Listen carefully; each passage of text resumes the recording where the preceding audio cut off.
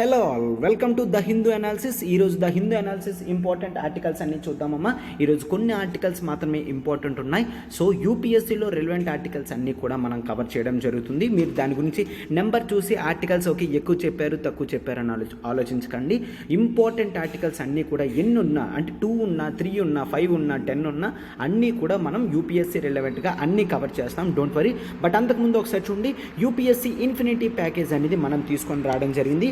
UPSC online and UPSC offline అనేది తీసుకొని రావడం జరిగింది. ఓకేనా? సో ఒకసారి చూడండి, UPSC online, UPSC offline. Okay, UPSC online fee వచ్చేసి కేవలం 60,000 రూపీస్ మాత్రమే.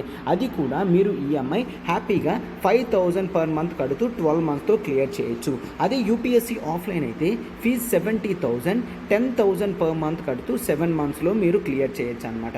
మరొక డబల్ ధమాకా ఆఫర్ ఏంటి అంటే, యూపీఎస్సీ ఆఫ్లైన్ కనుక మీరు ఈ వీక్లో తీసుకుంటే 31st మే కల్లా తీసుకుంటే మీకు యూపీఎస్సీ ఆన్లైన్ అనేది కంప్లీట్గా కాంప్లిమెంట్ కింద వస్తుంది.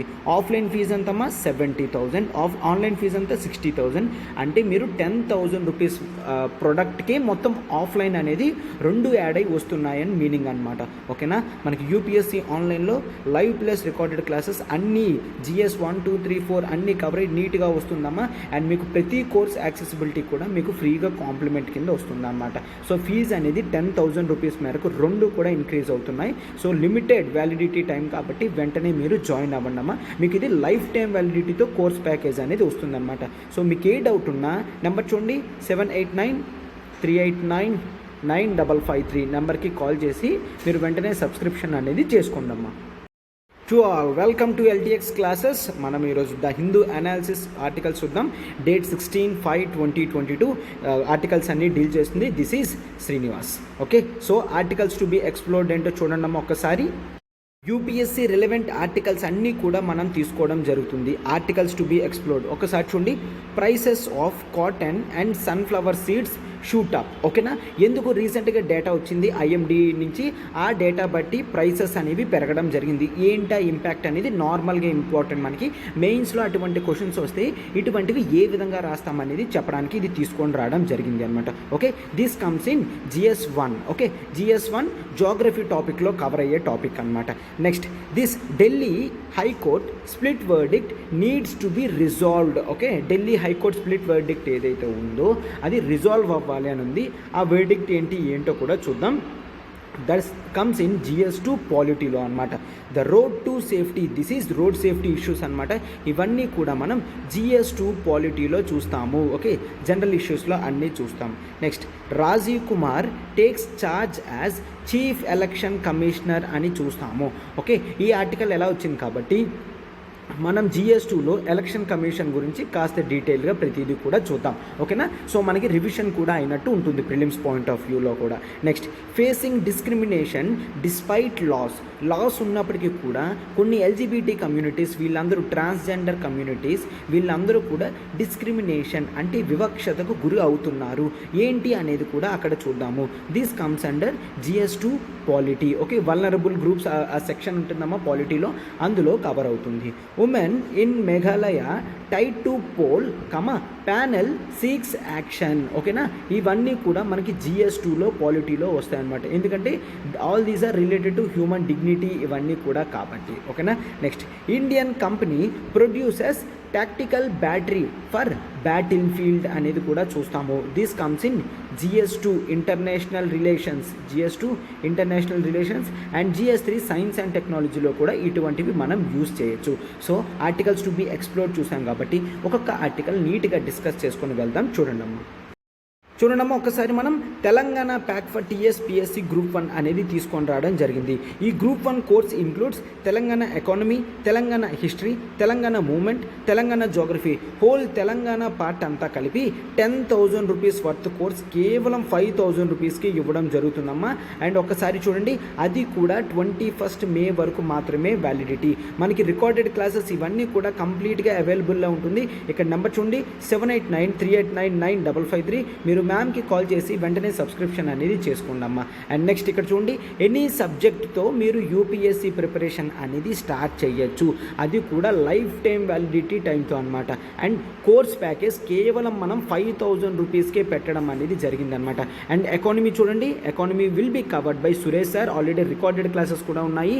హిస్టరీ సాయిరామ్ సార్ కవర్ చేస్తారు. Polity this is me Srinivas. And geography Prasad sir. Okay, మీకు ఏ క్లాస్ కావాలంటే అది కేవలం 5,000 రూపీస్ తీసుకొని మీరు జాయిన్ అవ్వచ్చు. అండ్ ఒకవేళ జాయిన్ అయిన వెంటనే కూడా మీరు ఫుల్ ఫ్లెడ్జ్డ్ కోర్స్కి అప్గ్రేడ్ అవ్వాలనుకున్నా కూడా మనము ఆ అమౌంట్ అనేది కన్సిడరేషన్ చేస్తాము. అంటే ఇప్పుడు మీరు పాలిటీ నా క్లాసెస్ తీసుకున్నారు అనుకోండి, క్లాసెస్ నచ్చి మిగిలిన హోల్ కోర్స్ అంతా కూడా తీసుకుందాం అనుకుంటే టోటల్ ప్యాకేజ్లో మీకు 5,000 అనేది తగ్గించడం జరుగుతుంది. ఎందుకంటే ఆల్రెడీ మీరు ఇండివిజువల్ సబ్జెక్ట్కి కట్టారు కాబట్టి. ఓకేనా. అండ్ ఈ 5,000 ఫీజు అనేది 8,000 రూపీస్ దాకా పెరిగే ఛాన్స్ ఉంది కాబట్టి నెక్స్ట్ వీక్ నుంచి వెంటనే మీరు సబ్స్క్రిప్షన్ చేసుకోండి అమ్మా. నెంబర్ చూడండి 7893899553. ఓకేనా. సో ఇప్పుడు మనం ఆర్టికల్స్లోకి వెళ్ళిపోతున్నాం, చూడండి అమ్మా.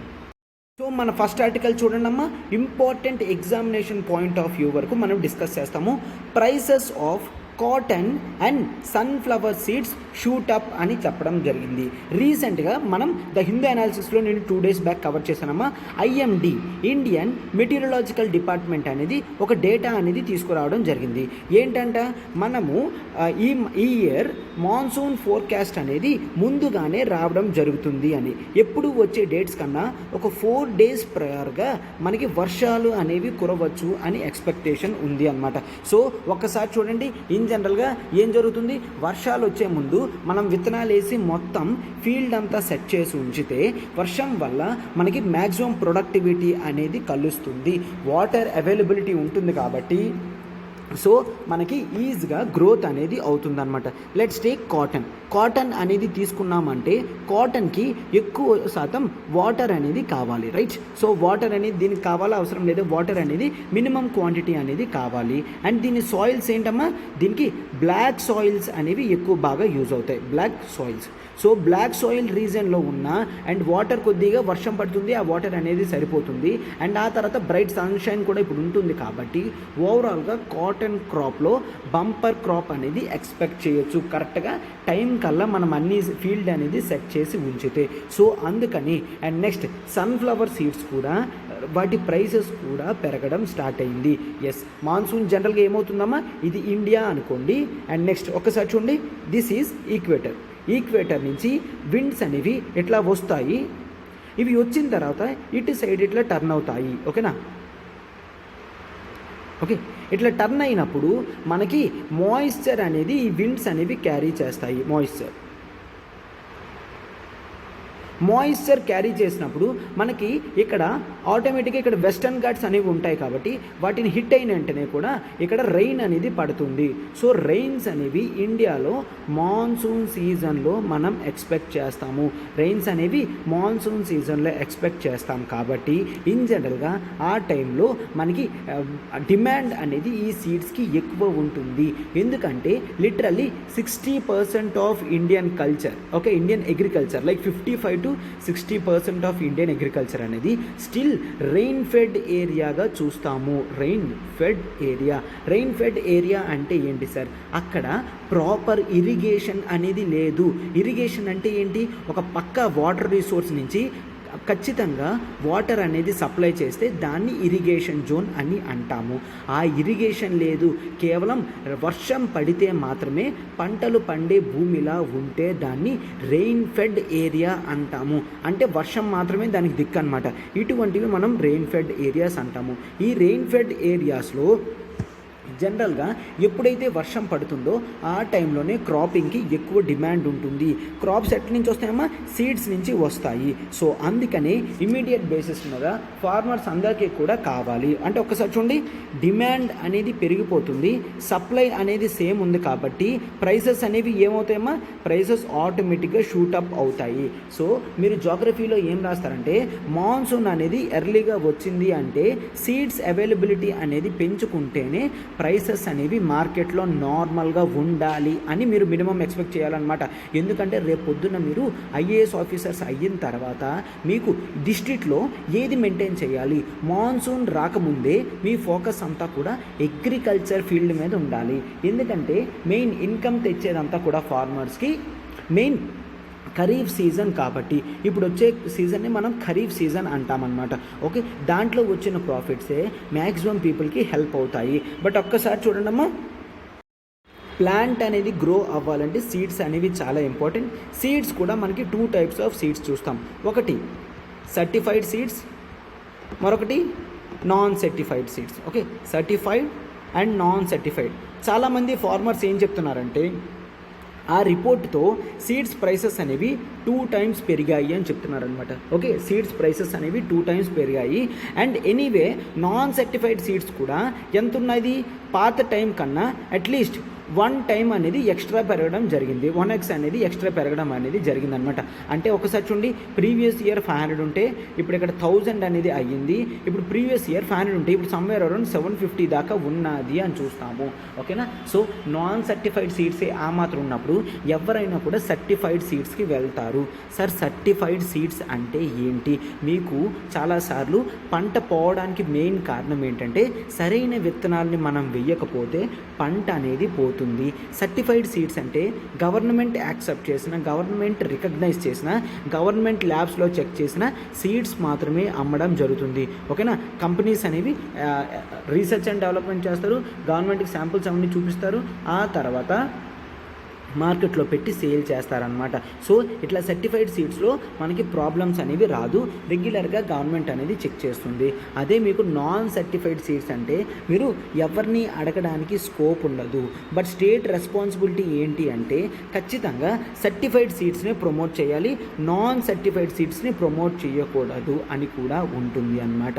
ఓకే, సో ఇక్కడ మనకి సీడ్స్ ప్రైసెస్ పెరిగిపోయాయి అంటే ఓవరాల్ కాస్ట్ ఆఫ్ ప్రొడక్షన్ కూడా పెరిగిపోతుంది. కాస్ట్ ఆఫ్ ప్రొడక్షన్ పెరిగింది అంటే ఖచ్చితంగా దాని డిమాండ్ అనేది పడిపోతుంది. ఎట్లా అమ్మా, ఇప్పుడు ఒక్కసారి చూడండి, కాటన్ ఒక బేల్ ఉంది అనుకోండి, ఒక బేల్ కాస్ట్ ముందు వరకు 5000 రూపీస్ ఉండేది. ఇప్పుడు సీడ్స్ కాస్ట్ పెరగడం వలన ఈ 5000 కాస్త 7500 అయ్యింది అనుకోండి. ఖచ్చితంగా 7500 వెళ్తే ఓవరాల్ ఒక షర్ట్ కాస్ట్ అనేది 200 రూపీస్ నుంచి సమ్వేర్ అరౌండ్ 250 రూపీస్ దాకా వెళ్తుంది, 250 to 300 వెళ్తుంది. సో చాలామంది ఏం చేస్తారు, డిలే చేస్తారు. ఎవరు కూడా కొనరు అని తెలుసు కాబట్టి ఎవరికి కూడా ఇంట్రెస్ట్ ఉండదు. ఓకేనా, ముందు వరకు 10 బేల్స్ చెప్పే షాప్ కీపర్ కూడా కేవలం 2-3 బేల్స్ మాత్రమే చెప్తాడు. అంటే ప్రైసెస్ పెరగడం వలన డిమాండ్ అనేది తగ్గిపోతుంది. ఓకేనా, కాస్ట్ ఆఫ్ ప్రొడక్షన్ పెరిగిపోతుంది కదమ్మా. ఒక టమాటో కేజీ అప్పుడు 20 రూపీస్కి ఇచ్చే టమాటో ఇప్పుడు 50 రూపీస్ అమ్ముతున్నారంటే అప్పుడు 3 కేజీస్ తీసుకునే వాళ్ళం ఇప్పుడు కేవలం 1.5 కేజీ కానీ 1 కేజీ మాత్రమే చూస్తాము. అంటే ఓవరాల్ ద డిమాండ్ అనేది తగ్గించేస్తాం, ఓవరాల్ డిమాండ్ అనేది తగ్గించేస్తాం. ఇట్లా తగ్గిస్తే మళ్ళీ స్టేట్కి ఇబ్బంది అన్నమాట. ఎందుకంటే ప్రజలకి మినిమం నెసెసిటీ అనేసి పంపించాల్సిన బాధ్యత మనము స్టేట్స్ మీద చూస్తాము అన్నమాట. ఓకే, ఆర్టికల్ అర్థమైంది కదమ్మా. సో ఎప్పుడైనా ఆర్టికల్ మీకు ఇటువంటివి వచ్చాయంటే మీరు ఈ దృష్టిలో చూడాలన్నమాట. ఖచ్చితంగా స్ట్రిక్ట్ మెషర్స్ అనేవి తీసుకోవాలి. అంటే ఏంటి, అందరూ డిమాండ్ అండ్ సప్లై బేసిస్ మీదే వెళ్తున్నారు కదా, ఎవరు కూడా స్టాక్స్ అనేవి హోర్డింగ్ చేయడం లేదు కదా. సార్ హోర్డింగ్ అంటే ఏమిటి? హోర్డింగ్ అంటే గవర్నమెంట్కి తెలియకుండా దాచిపెట్టడం. ఇలా చేస్తే దాన్ని ఇల్లీగల్గా మనం కన్సిడర్ చేస్తాము. ఏ ఒక్కరూ కూడా వాళ్ళ సీడ్స్ని హోర్డింగ్ చేయకూడదు అని చూస్తామన్నమాట. ఓకే, సో ఇది అమ్మ ఆర్టికల్. మనం మన నెక్స్ట్ ఆర్టికల్కి వెళ్తున్నాం, చూడండి. మాత్రం చూస్తే మనకి సరిపోతుంది. ఓకేనా, ఇంపార్టెంట్ బేసిస్ మీద మనం అంతా కూడా చూడడం అనేది జరిగింది. మన నెక్స్ట్ ఆర్టికల్ చూడమ్మా. This Delhi high court split verdict needs to be resolved అని ఇవ్వడం జరిగింది. ఒక్కసారి అదేంటో చూడండి అమ్మా. మనకి ఐపీసీలో సెక్షన్ 375 అనేది ఉంటుంది. Okay, section 375 of IPC deals with rape. IPC deals with rape అన్నమాట. ఈ రేప్లో మనకి ఎక్సెప్షన్ క్లాజ్ అనేది ఉంటుంది. ఆ ఎక్సెప్షన్ క్లాజ్ ఏంటి అంటే చూడండి, ఒకసారి రాస్తాను. Sexual intercourse are sexual acts by a man with his wife, with his own wife, comma, the wife not being under 15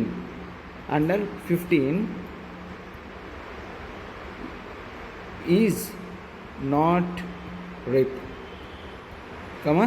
ఇక్కడ చూడండి ఏంటి దీని మీనింగ్ అంటే ఎప్పుడైనా హస్బెండ్ వైఫ్ అంటే మ్యారేజ్ అయిన తర్వాత హస్బెండ్ ఒకవేళ వైఫ్తో సెక్షువల్ ఇంటర్ కోర్స్లో పార్టిసిపేట్ చేశారు అంటే అండర్ 15 ఇయర్స్ కన్నా తక్కువ లేకపోతే ఆ వైఫ్ ఆమెకి 15 ఇయర్స్ కన్నా తక్కువ లేకపోతే అది రేప్ కింద కన్సిడర్ చేయము అనేసి అంటే దీన్ని మనం మ్యారైటల్ రేప్గా చూస్తాం. బట్ ఒక్కసారి ఇక్కడ చూస్తే ఇక్కడ ఫిమేల్కి ఎటువంటి లీగల్ రోల్ కూడా ఇవ్వలేదు, అవునా కదమ్మా. మ్యారైటల్ రోల్లో ఫిమేల్కి ఎటువంటి రోల్ కూడా ఇవ్వలేదు. ఎందుకంటే ఇన్స్టిట్యూషన్ ఆఫ్ మ్యారేజ్ అనేది ఆ విధంగా డిజైన్ చేయడం జరిగింది.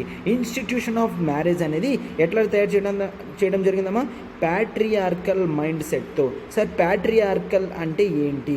ప్యాట్రియార్కల్ అంటే మేల్స్ అనేవాళ్ళు superior, husband is superior, father is superior, son is superior than daughter, ఓకేనా. Husband is superior than wife, okay. Father is greater than mother. ఇట్లా చూస్తే దాన్ని ప్యాట్రియార్కల్ మైండ్ సెట్ అని అంటాము.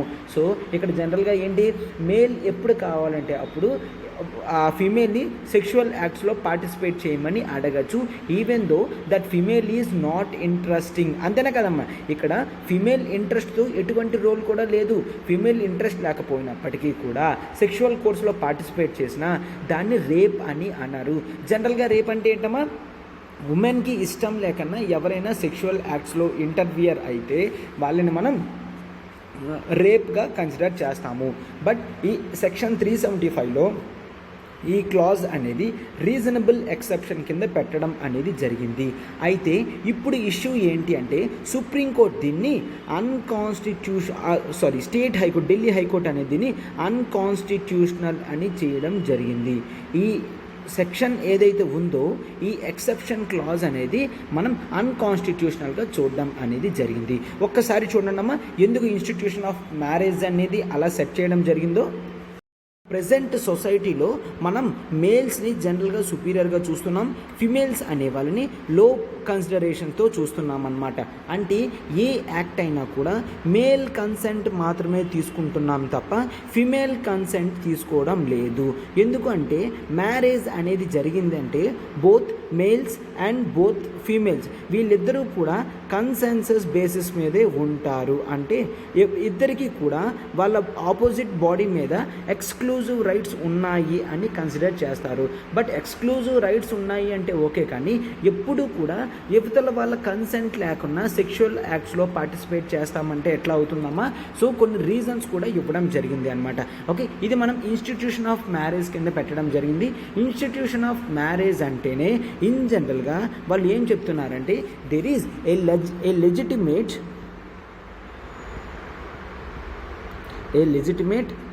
ఎక్స్పెక్టేషన్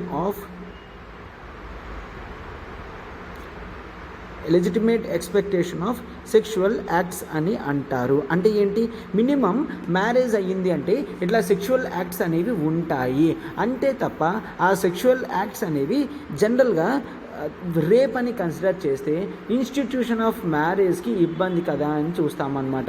ఓకే, సో ఇన్ జనరల్గా ఏంటి దాన్ని లెజిటిమేట్ ఎక్స్పెక్టేషన్ కాబట్టి సో ఖచ్చితంగా ఫిమేల్ కూడా మళ్ళీ ప్రతిసారి ఆమె పర్మిషన్ తీసుకోవడానికి ఎటువంటిది కూడా అవసరం లేదు అని చూస్తామన్నమాట. బట్ ఇక్కడ కొంత జడ్జెస్ ఏమంటున్నారంటే లెజిటిమేట్ ఎక్స్పెక్టేషన్ అనేది ఎందుకు చెప్తున్నారు, ఎందుకు అలా లెజిటిమేట్ ఎక్స్పెక్టేషన్ ఇవ్వాలి, ప్రతిసారి కూడా ఉమెన్ కన్సెంట్ అనేది ఖచ్చితంగా తీసుకోవాలి. ఉమెన్కి ఇష్టం లేకుండా చేస్తే దాన్ని రేప్ కానీ మేము కన్సిడరేషన్ చేస్తాము అని కూడా హైకోర్టు చెప్పడం జరిగింది అనమాట. ఓకే, సో ఖచ్చితంగా కన్సెంట్ బేస్ మీద లేకపోతే ఆల్రెడీ ఆమె 18 ఇయర్స్ దాటిన మేజర్, సో ఆమెకంటూ ఓన్ రైట్స్ అనేవి ఉంటాయి. సో ఆ రైట్స్ అనేవి ఆమెకు ఉంచుకుంటూ ఇట్లా పార్టిసిపేషన్ చేస్తుంది. కన్సెంట్ అనేది లేకపోతే ఖచ్చితంగా దాన్ని రేప్గానే కన్సిడర్ చేయాలి. లేదంటే ఆమె డిగ్నిటీ కానీ ఆమె బాడీలీ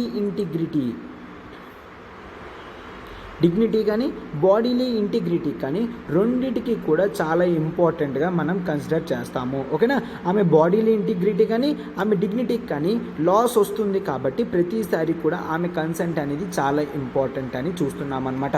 సో ఇక్కడ ఆర్టికల్ అనేది వేరియస్ డైమెన్షన్స్ కూడా తీసుకొని వెళ్ళడం జరిగింది. ఒక్కసారి చూడండమ్మా. సో అక్కడ హైకోర్టు అనేది క్లియర్గా చెప్పడం జరిగింది ఏంటి, మేల్స్ని ఫిమేల్స్ని డిస్క్రిమినేషన్తో అక్కడ చూస్తున్నారు అని. సో మనకేంటమ్మా, ఇండియాలో కాన్స్టిట్యూషన్లో ఆర్టికల్ 14 ప్రకారం మనకేముంటుంది, 2 ఉంటాయి. Right to equality and equal protection of laws అనేది చూస్తాము. Equal protection of laws. Okay, equality before law చూస్తాం and equal protection of laws కూడా చూస్తాము. ఓకేనా, సో ఇట్లా చూస్తున్నప్పుడు జనరల్గా ఏం చూస్తామంటే ఈక్వల్ ప్రొటెక్షన్ ఆఫ్ లాస్ చూడమ్మా.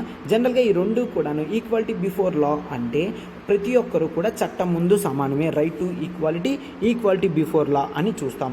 ఈక్వల్ ప్రొటెక్షన్ ఆఫ్ లాస్లో ఏం చూస్తామంటే జనరల్గా అన్లైక్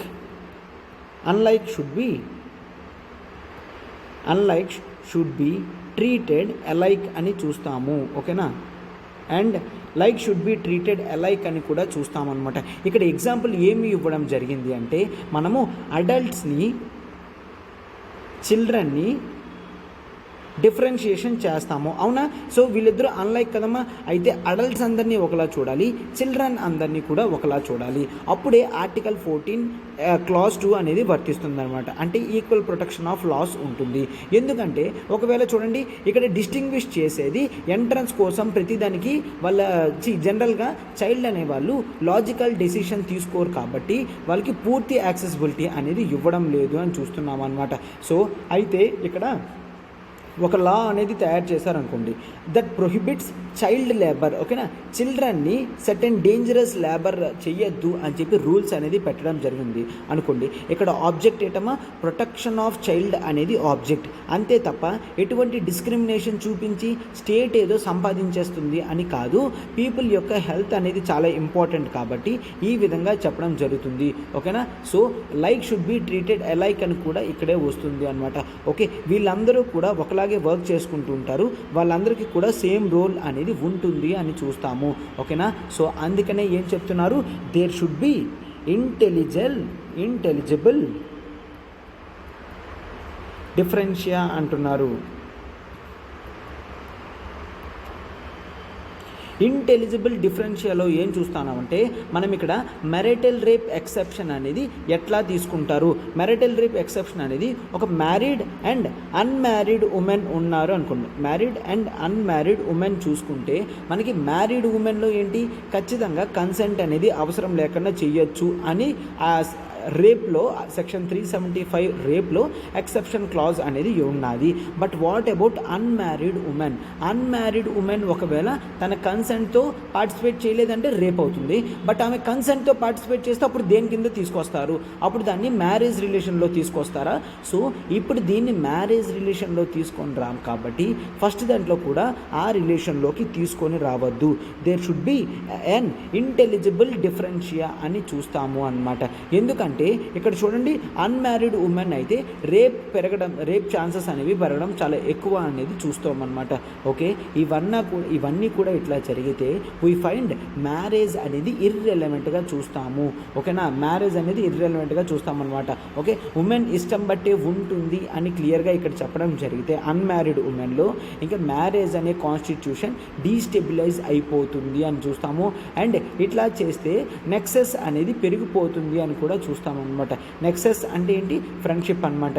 ఏంటి, నాన్ కన్సెన్సువల్ సెక్సువల్ యాక్ట్స్ కానీ ఇవన్నీ కూడా మనము ఎట్లా చూస్తాము, లింక్ బేసిస్ మీద చూస్తాము అని చెప్పడం జరిగింది.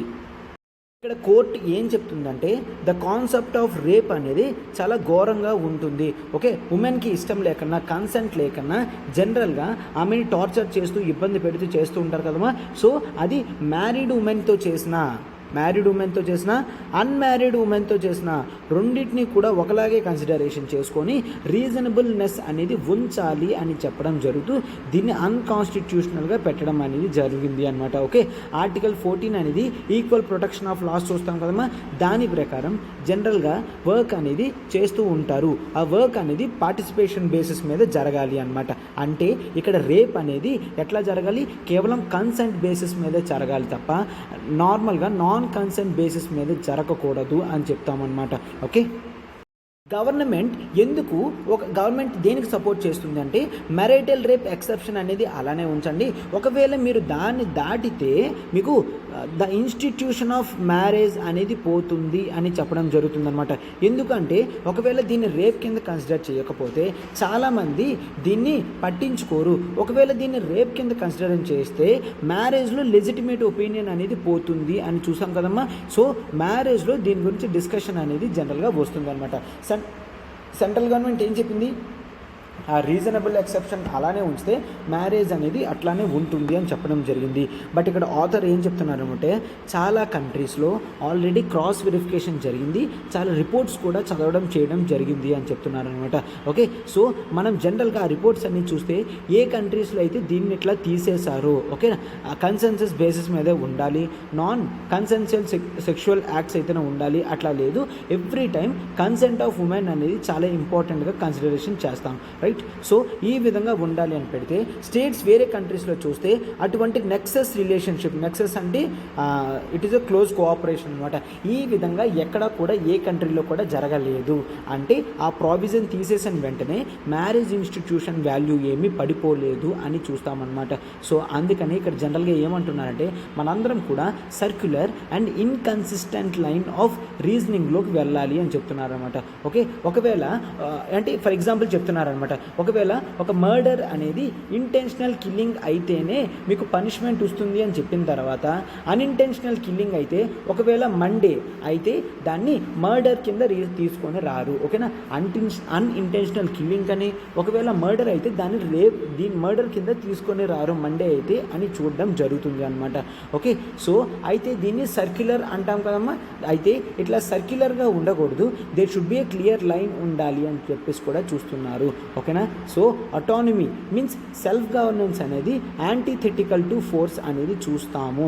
ఓకేనా, so if I can be forced, ఇప్పుడు ఒకవేళ నేను ఫోర్స్కి గురి అయ్యాను ఆర్ నేను వేరే వాళ్ళని ఫోర్స్ చేస్తున్నానంటే ఆపోజిట్గా కూడా ఖచ్చితంగా అవుతుంది. ఓకేనా, సో ఇప్పుడు మేల్ అనే వాళ్ళు ఫిమేల్ని ఇబ్బంది పెడితే ఖచ్చితంగా వేరే మేల్తో కానీ ఫిమేల్తో కానీ ఈ మేల్కి ఇబ్బంది ఉండే ఛాన్స్ ఉంటుంది అనమాట. ఓకే, సో ఈ విధంగా ఉంటుంది అని చెప్పడం జరిగింది. ఏ నెగేషన్ ఆఫ్ అటానమీ అంటే ఇక్కడ ఓవరాల్గా ఏం చెప్తున్నారంటే హైకోర్టు ఏదైతే అన్కాన్స్టిట్యూషనల్ చేసిందో అది చాలా మంచిది, బట్ మిక్స్డ్ అప్ ఒపీనియన్స్ అనేవి చాలా వరకు ఉన్నాయి. ప్రీవియస్ ఇచ్చిన జడ్జిమెంట్స్లో మనం ఏం చూస్తాము, సెక్షన్ 375లో ఉన్న ఎక్సెప్షన్ క్లాజ్ అనేది అప్హెల్డ్ చేయడం జరిగింది. బట్ ఇప్పుడు రీసెంట్గా నో ఎవిడెన్స్ అనేది సపోర్ట్ లేకుండా రేప్ అనేది మేము కన్సిడర్ చేయము. ఓకేనా, సో ఎందుకంటే ఈవెన్ నాన్ కన్సెన్సస్ బేసిస్ మీద మ్యారేజ్ అనేది అలానే ఉంటుంది అని కూడా జనరల్గా చూస్తాము. ఓకేనా, సో ఈ స్ప్లిట్ వెర్డిక్ట్ ఏదైతే ఉందో దాన్ని ఖచ్చితంగా సాల్వ్ చేసి ఖచ్చితంగా మనం ఎక్కడికి వెళ్ళామో సుప్రీంకోర్టు కానీ లేదంటే పార్లమెంట్ అయినా ఒక లెజిస్లేచర్ అనేది తీసుకొని రావాలి. పార్లమెంట్ లెజిస్లేచర్ తీసుకొస్తే అప్పుడు మ్యారిటల్ రేప్ ఇష్యూస్ అనేవి చూస్తాము. ఆల్రెడీ నేను చూసానమ్మా, ఇది సొసైటల్ బేసిస్ మీద చూసే కాన్సెప్ట్ కాదు, ఇండివిజువల్ బేసిస్ మీద చూసే కాన్సెప్ట్ అనమాట. ప్రతి ఇండివిజువల్కి ఆ కోర్ ఫోకస్ అనేది ఉంటుంది. లెట్స్ టేక్ ఇప్పుడు ఒకవేళ ఫారెన్ కంట్రీలో చదువుతున్నాము అనుకోండి, మన ఓరియంటేషన్ అంతా కూడా చేంజ్ అవుతుంది. లేదంటే ఒక హైదరాబాద్లో అంటే ఒక ఢిల్లీ ముంబై ఏరియాస్లో కానీ చదువుతున్నాం అనుకోండి, సో మన రిచ్నెస్ అనేది పెరుగుతుంది. ఇన్ జనరల్గా మన స్టాండర్డ్ ఆఫ్ లివింగ్ కానీ హ్యూమన్ డిగ్నిటీ కానీ ఇవన్నీ కూడా మనకి తెలిసి వస్తాయి. అప్పుడు మాత్రమే మనం రైట్స్ గురించి అడగగలము అని చూస్తారు అనమాట. ఓకే, ఎస్, ఇదమ్మా ఆర్టికల్. ఇప్పుడు మనం మన నెక్స్ట్ ఆర్టికల్లోకి వెళ్తున్నాం, చూడండి. నెక్స్ట్ ఆర్టికల్ చూడమ్మా, ఇంపార్టెంట్ ఆర్టికల్ అమ్మా, ద రోడ్ టు సేఫ్టీ అనమాట. ఇంతవరకు జనరల్గా సో ఇక్కడ స్టేట్మెంట్ అనేది చూడండి, the owners for disciplining traffic. ఓకేనా, ఇక్కడ జనరల్గా ట్రాఫిక్ రోడ్ డెత్స్ గురించి వాటి గురించి చెప్పడం జరిగింది. ఇక్కడ ఏంటి అంటే ద ఓనర్స్ అంటే responsibility for disciplining traffic rules and regulations అనేవి పాటించడం కేవలం గవర్నమెంట్ మాత్రమే స్ట్రిక్ట్గా ఉంటే సరిపోదు, ఆర్ గవర్నమెంట్ మాత్రమే చేస్తే సరిపోదు, సిటిజన్స్ కూడా రెస్పాన్సిబిలిటీ ఉండాలి. ఓకేనా. సో ఇన్ జనరల్గా మనం ఇప్పుడు ఈ ఆర్టికల్లో రోడ్ సేఫ్టీ గురించి మాట్లాడుతున్నాము. రోడ్ సేఫ్టీ అనేది నార్మల్ ఇష్యూ కాదమ్మా. మనం జనరల్గా ఎక్కువ శాతం ఇది రోడ్ సేఫ్టీ అనేది చాలా యూనివర్సల్ కన్సర్న్ అయిపోయింది. ఎందుకంటే మనందరం కూడా రోడ్ అనేది యూజ్ చేస్తాము అండ్ చాలా తక్కువ అటెన్షన్ అనేది దీని మీద పెడతామన్నమాట. ఎప్పుడో సెలబ్రిటీ వచ్చి ఒక హిట్ అండ్ రన్ కేస్, ఎవరినైనా సెలబ్రిటీ వచ్చి గుద్ది వెళ్ళిపోతే అప్పుడు రోడ్ సేఫ్టీ తీసుకొని రావాలి, స్ట్రిక్ట్ రెగ్యులేషన్స్ అనేవి ఉండాలి, లైసెన్సెస్ అనేవి టఫ్ చేయాలి, హెల్మెట్ పెట్టుకోవాలి, అప్పుడు మాత్రమే పెడతాము అని జనరల్గా చెప్తాము, రైట్. బట్ ఇన్ జనరల్గా చూస్తే ఇండియన్ సిటీస్లో, మెగా సిటీస్లో ఎవ్రీ ఇయర్ నియర్లీ 50,000 యాక్సిడెంట్స్ అనేవి బిగ్ సిటీస్లో మాత్రమే జరుగుతున్నాయి. 50,000 యాక్సిడెంట్స్ అనమాట. అండ్ ఇది కూడా జనరల్గా మనం నెంబర్స్లో, రేషియోస్లో చూసుకుంటే క్వార్టర్ అనేది అంటే ఒక 1/4 అనేది ఎట్లా జరుగుతున్నాయమ్మా, ఓవర్ స్పీడ్ వల్ల జరుగుతున్నాయి. ఓకేనా, over speed. Okay. And next ఇక్కడ జనరల్గా హాఫ్ ఆఫ్ ది లైఫ్స్ అనేవి పెడెస్ట్రియన్స్వి పోతున్నాయి. పెడెస్ట్రియన్స్ అంటే నడుచుకొని వెళ్తూ ఉంటారు కదమ్మా, వాళ్ళకి ఏమాత్రం సంబంధం కూడా ఉండదు. బట్ వెహికల్స్ అనేవి స్పీడ్గా వచ్చి హిట్ చేయడం వలన వాళ్ళు చనిపోతున్నారు. ఓకేనా. అండ్ చాలామంది లిటరలీ 1/4 ఆఫ్ ది పీపుల్ అనేవాళ్ళు డేంజరస్ డ్రైవింగ్ వల్ల యాక్సిడెంట్స్ అనేవి చేస్తున్నారు. మనం చూస్తూ ఉంటాం కదమ్మా, చాలామంది రూల్స్ కూడా పాటించరు, సిగ్నల్ కూడా ఎవరు ఎలా పడితే అలా బైక్స్ అనేవి షేక్ చేసుకొని వెళ్ళిపోతూ ఉంటారు. అట్లాగా డేంజరస్ డ్రైవింగ్తో చాలామంది అంటే 1/4 ఆఫ్ ది పీపుల్ అనేది చనిపోతున్నారు అని చూస్తామన్నమాట. అండ్ వీటిల్లో చనిపోయే వాళ్ళు చాలామంది ఏం చేస్తున్నారు, యంగ్ పీపులే ఉంటున్నారు. సో ఇట్లా యంగ్ పీపుల్ చనిపోతే కంట్రీకి కూడా లాస్ అని చూస్తామన్నమాట. అండ్ ఈ ఓవరాల్గా హాఫ్ ఆఫ్ ది పీపుల్ అనేవాళ్ళు వెళ్ళి బస్సెస్కి కానీ ట్రక్స్ కానీ అంటే బిగ్ వెహికల్స్కి హిట్ చేసి చనిపోతున్నారు అని కూడా చూస్తామన్నమాట. ఎందుకంటే మనకి సెపరేట్ లైన్స్ ఫర్ బస్సెస్ కానీ ట్రక్స్ కానీ లేదు కాబట్టి. ఓకేనా. అండ్ సి ఆర్టికల్ చూడండి, క్రిటికల్గా ఇతను ఏ వ్యక్తి అయితే ఉన్నారో అతను సెక్రటరీ అనమాట, ట్రాన్స్పోర్ట్ డిపార్ట్మెంట్ ఢిల్లీకి. అందుకే ఢిల్లీలో రీసెంట్గా కొన్ని చేంజెస్ అనేవి తీసుకొని రావడం జరిగింది. ఆ తర్వాత డెత్ రేట్స్ అనేవి తగ్గడం కూడా అబ్జర్వ్ చేశామని చెప్పడం జరిగింది. రోడ్ డెత్ రేట్స్లో ఢిల్లీలో 2009లో పీక్స్కి వెళ్తే ఆ తర్వాత తగ్గింది అనమాట. ఎందుకంటే గవర్నమెంట్ కొన్ని మెషర్స్ అనేవి తీసుకొని రావడం జరిగింది. ఏంటంటే ఢిల్లీ పోలీస్ వాళ్ళు బ్లాక్ స్పాట్స్ ఎక్కువ ఉన్నాయో చూస్తారు. బ్లాక్ స్పాట్స్ అంటే ఏంటంటే అయితే డేంజరస్ యాక్సిడెంటల్ జోన్స్ కానీ లేదంటే రోడ్ సరిగ్గా లేకపోతే అక్కడ ఏంటి స్పీడ్గా వచ్చి హిట్ అంటే సరిగ్గా కంట్రోల్ చేయలేక హిట్ అయి పడిపోవడం కానీ అట్లాగా. అండ్ నెక్స్ట్ జనరల్గా చాలా ట్రాఫిక్ కామింగ్ మెషర్స్ కూడా తీసుకుంటారు. ట్రాఫిక్ కామింగ్ మెషర్స్ అంటే మనం ఎక్కడికక్కడ జనరల్గా వెహికల్స్ అనేవి స్పీడ్గా వెళ్తున్నాయో లేదా అని స్పీడ్ టెస్టులు పెడితే మనం చలాన్స్ అనేవి కట్టించాము అంటే సో వాళ్ళు జనరల్గా ట్రాఫిక్ టైమ్స్లో కానీ ఇన్ జనరల్గా స్లోగానే వెళ్తారు అని చూస్తాము. ఓకేనా. సో ఇక్కడ జనరల్గా ఏంటి, రీసెంట్గా డ్రైవ్ చేయడానికి డిసిప్లిన్ అనేది పెంచడానికి సపరేట్గా ఢిల్లీలో బస్ లేన్స్ అనేవి పెట్టడం జరిగింది. ఈ బస్ లేన్స్లో కేవలం higher transport vehicles like buses కానీ ట్రక్స్ కానీ ఇవి మాత్రమే వెళ్ళాలి. ఒకవేళ దాటి ఎవరైనా ఆ లైన్లో వెళ్ళారు అంటే వాళ్ళకి పెనాల్టీస్ అనేవి పే చేయమని అడుగుతారనమాట. సో రీసెంట్గా ఇప్పుడు ఇట్లానే ఢిల్లీలో చేయడం జరిగింది. మనం చాలా వరకు నేర్చుకోవడం కూడా జరిగింది, చాలా లెసన్స్ అనేవి కూడా నేర్చుకోవడం జరిగింది అని చూస్తామన్నమాట. సో అయితే కొన్ని ఏం చేస్తే ఇంకా బాగా మెరుగవుతుందో కూడా ఒక్కసారి చూడండి అమ్మా. మనము ఫస్ట్ ప్రజల యొక్క స్కిల్ సెట్ అనేది అబ్జర్వ్ చేయాలి. స్కిల్ సెట్ అంటే ఏ విధంగా డ్రైవ్ చేస్తున్నారో అనేది చూడాలన్నమాట. ఎందుకు అంటే మనము ఫస్ట్ లెర్నింగ్ లైసెన్స్ అనేది ఇస్తారమ్మా, ఆ తర్వాత మాత్రమే డ్రైవింగ్ లైసెన్స్ అనేది ఇస్తారు. లెర్నింగ్ లైసెన్స్ ఇచ్చినప్పుడు ప్రతి ఒక్కరికి కూడా బేసిక్ రోడ్ సైన్స్ అనేవి అర్థమవుతాయా. ఓకే, ఈ లైన్ నీది కాదు, నువ్వు పక్క లైన్లోకి వెళ్ళాలి, రైట్ సైడ్ నెక్స్ట్ వస్తుంది, లెఫ్ట్ సైడ్ వస్తుంది, ఎంత వెయిట్ దాటి వెళ్ళకూడదు, ఎంత స్పీడ్ మీద వెళ్ళకూడదు అని రోడ్ సైన్స్ ఉంటాయి. సో ప్రతి ఒక్కరికి కూడా మినిమం రోడ్ సైన్స్ తెలియాలి అండ్ ప్రతి ఒక్కరికి కూడా మినిమం ట్రాఫిక్ రూల్స్ అనేవి ఉండాలి అని మ్యాండేటరీ చేయాలి. అండ్ డ్రైవింగ్ టెస్ట్ పెడుతున్నప్పుడే వెహికల్ని ఎట్లా కంట్రోల్ చేస్తున్నారు, షార్ట్ కట్స్ వచ్చినప్పుడు ఎట్లా తిప్పుతున్నారు, ఇవన్నీ కూడా చూస్తున్నారా లేదా అనేది ఎవరైతే డ్రైవింగ్ లైసెన్స్ ఇష్యూ చేస్తారో స్టేట్లో, అంటే nothing but department of transport ఇస్తుంది, వాళ్ళు క్లారిటీగా అన్నీ చూసి చేస్తున్నారా లేదా అనేది చూస్తామన్నమాట. ఓకే, సో ఇటువంటివి జనరల్గా చేస్తే మనము ఇన్ జనరల్గా యాక్సిడెంట్స్ అనేవి మినిమం తగ్గుతాయి అని కూడా చూస్తాము. అంటే కొత్తగా వచ్చే యంగ్ పీపుల్ అనేవాళ్ళు వాళ్ళంతటా వాళ్ళే నీట్గా ఇట్లానే నేర్చుకుంటారని చూస్తామన్నమాట. అండ్ ఢిల్లీలో చాలా వరకు ఆటోమేటెడ్ డ్రైవింగ్ టెస్ట్స్ అనేవి పెట్టడం జరిగింది. ఓకే, ఏరియా అనేది దొరకదు కాబట్టి ఆటోమేటెడ్ డ్రైవింగ్ టెస్ట్ పెడతారు. సో దీంట్లో ఏంటి అంటే ఫెయిల్యూర్ రేట్స్ అనేవి 40% వరకు తగ్గుతున్నాయి. అంటే యాక్సిడెంట్ రేట్స్ కానీ, ఇనీషియల్గా గుద్దడం కానీ, ఇటువంటివన్నీ కూడా 40% తగ్గుతున్నాయి అని చెప్తామన్నమాట. బట్ ఇట్లా కంప్యూటర్ మీద కూర్చొని నేర్చుకుంటే రోడ్డు మీదకి వెళ్ళి స్ట్రిక్ట్ రూల్స్ అనేవి పాటిస్తామా లేదా అనేది కూడా తెలియదు. ఎందుకంటే మనం అట్లాగా కంప్యూటర్ సిమ్యులేటెడ్ టెస్ట్లో ట్రాఫిక్ ఉన్నప్పుడు సిగ్నల్స్ హార్న్ ఇస్తాము, సైడ్కి తిప్పినప్పుడు సిగ్నల్స్ ఇస్తాం, అవన్నీ కూడా మనల్ని చెక్ చేస్తున్నారు అని చూస్తూ ఉంటాము. బట్ రియల్ లైఫ్లో రోడ్డు మీదకి వెళ్ళిన తర్వాత ఈ మాత్రం చేస్తున్నామా, స్పీడ్ మెయింటైన్ చేస్తున్నామా, ట్రాఫిక్ సిగ్నల్స్ని చూస్తున్నామా, టర్నింగ్ వచ్చినప్పుడు సిగ్నల్స్ అనేవి వేస్తున్నామా లేదా, అండ్ పెడెస్ట్రియన్స్ రెస్పెక్ట్కి ఇస్తున్నామా లేదా, పెడెస్ట్రియన్స్ నడుస్తున్నారు కదమ్మా వాళ్ళకి రెస్పెక్ట్ ఇస్తున్నామా లేదా, ఇవన్నీ కూడా చూస్తారు. ఓకేనా, so lab based environmental test కానీ రియాలిటీ టెస్ట్ ఏదైతే గ్యాప్ ఉంటుందో దాన్ని నీట్గా ఫుల్ఫిల్ చేయాలి తప్ప ఇవి ఓన్లీ కంప్యూటర్ సిమ్యులేటెడ్ టెస్ట్తో అంటే సరిపోదు ఓవరాల్గా.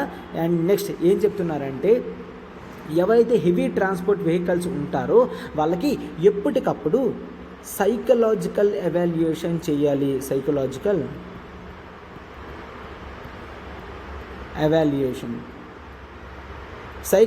ఎవాల్యుయేషన్ చేసి వాళ్ళు ఫిట్గా ఉన్నారు అంటేనే వాళ్ళకి హెవీ వెహికల్స్ అనేవి పర్మిషన్ ఇవ్వాలి, లేదంటే ఇవ్వకూడదు అని కూడా మనం చూస్తామన్నమాట. సో సెకండ్ ఆస్పెక్ట్ ఏంటి అంటే రోడ్ డిజైన్.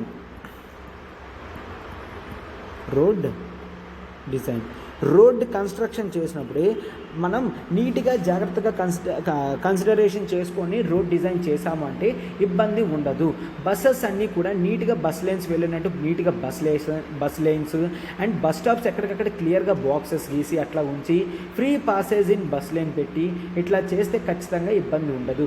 ఆటో రిక్షాస్ కానీ ట్యాక్సీస్ కానీ ఎప్పుడూ కూడా ఈ బస్ షెల్టర్స్లో కానీ బస్ లేన్స్లో కానీ ఇట్లా ఎప్పుడూ కూడా పెట్టకూడదు అని చెప్తున్నారనమాట. ఓకే, అండ్ మిగిలిన వాళ్ళకి రెస్పెక్ట్ ఇస్తూ ప్రతి ఒక్కరికి కూడా పెడెస్ట్రియన్స్కి హైయెస్ట్ రెస్పాన్సిబిలిటీ ఇస్తూ అట్లాంటివన్నీ తీసుకుంటే మనం ఖచ్చితంగా ఈ విధంగా యాక్సిడెంట్స్ అనేవి చూడము అని చూస్తామన్నమాట. అంటే రోడ్ డిజైన్ అనేది చాలా జాగ్రత్తగా జరగాలి అని చెప్తున్నాను అనమాట. అండ్ నెక్స్ట్ థర్డ్ వన్ ఏంటి అంటే ట్రాఫిక్ డిసిప్లిన్స్ ఏవైతే ఉన్నాయో వాటిని ఎన్ఫోర్స్మెంట్ అనేది నీట్గా చేయాలి. వాటి ఎన్ఫోర్స్మెంట్ అనేది నీట్గా చేయాలని చూస్తామన్నమాట. ఓకే, రోడ్ ఓయింగ్ ఏజెన్సీ ఏదైతే ఉందో రోడ్ ఓనింగ్ ఏజెన్సీ అది ఖచ్చితంగా చాలా జాగ్రత్తగా చూడాలి అని చూస్తాము. ఓకే, సో అంటే డ్రైవర్స్ వాళ్ళు లేన్లో లేకుండా బయటకు వస్తే వాళ్ళకి హెవీ పెనాల్టీస్ అనేవి ఇవ్వాలి.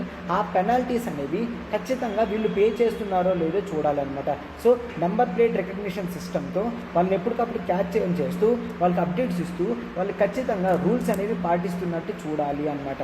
అంటే ఆర్టిఫిషియల్ ఇంటెలిజెన్స్ డిప్లాయ్ చేయడం కానీ ఇవన్నీ కూడా మనకి యూజ్ అవుతాయి అని చూస్తాం అనమాట. సో అప్పుడు హిట్ అండ్ రన్ కేస్ కానీ సిగ్నల్ జంపింగ్ కానీ ఎప్పుడు కూడా చూడము అని చెప్తున్నారు.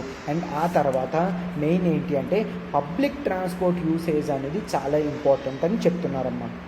ఏంటంటే పబ్లిక్ ట్రాన్స్పోర్ట్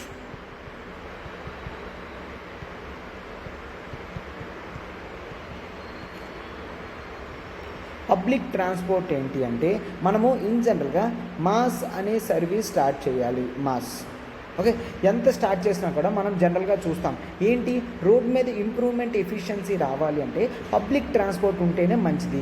లేదంటే ఏంటమ్మా పెద్ద వెహికల్స్లోని కేవలం ఒక్కరు ఇద్దరు మాత్రమే వెళ్ళిపోతే స్పేస్ అనేది వేస్ట్.